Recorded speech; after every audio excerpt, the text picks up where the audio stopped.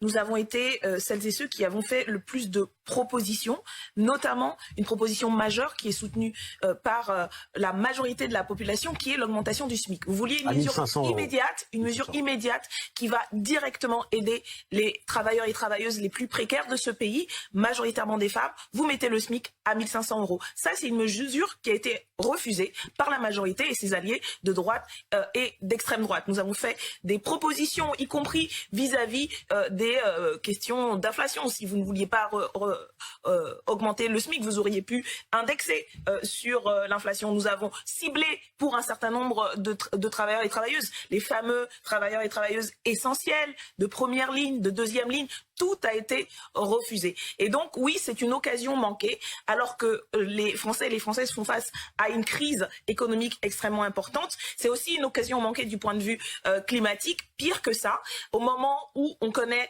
des événements extrêmes, le gouvernement, par impréparation totale depuis 5 ans, a voté la réouverture d'une mine de charbon et l'importation du gaz de schiste américain, qui est l'un des plus polluants, parce que rien n'a été fait pour préparer le renouvelable et pour sortir des énergies carbonées. Donc, notre opposition, c'était une opposition claire, effectivement, face à ce qui n'était même pas un projet de loi pour le pouvoir d'achat, mais pour la baisse du pouvoir d'achat, puisque les revalorisations dont vous vous targuez, qui en fait étaient anticipées, étaient automatiques, sont inférieures à l'inflation. Donc le pouvoir d'achat va laisser et vous avez refusé toutes nos propositions. Réponse de Louis Marguerite et